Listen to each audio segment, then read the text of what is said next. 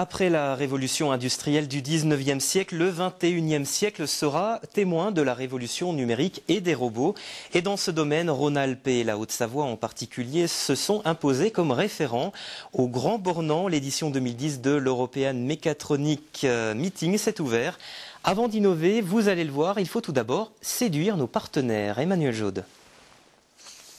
Depuis ce mercredi matin et pendant 2 jours, le Grand Bornand s'est transformé en capitale européenne de la mécatronique.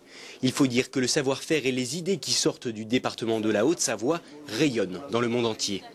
La Haute-Savoie, alors non seulement au niveau Rhône-Alpes, mais au niveau français, est la région, le département où il y a la plus forte concentration d'industriels mécatroniques.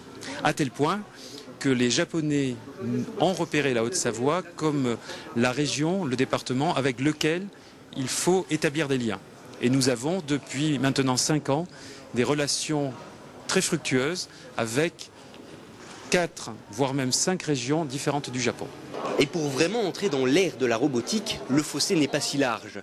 Tout ce qu'il manque, c'est de fédérer les idées aux technologies. Dans le concret aujourd'hui, nous disposons de toutes les technologies nécessaires à l'émergence de la robotique, à savoir la microélectronique, la science des batteries et l'informatique. Bien évidemment la mécatronique en plus, c'est-à-dire tout ce qui est mécanique autour des robots. Donc ces technologies existent, elles sont là, il faut juste les faire converger dans des produits innovants.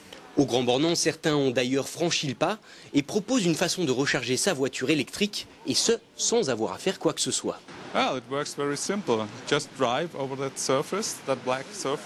Ça fonctionne très simplement. Vous vous garez juste sur cette surface noire par terre.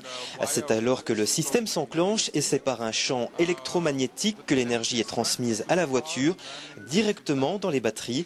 Vous n'avez vraiment rien à faire, juste bien vous garer. Mais là encore, la voiture vous aide à bien vous positionner. Rien de plus et ça charge.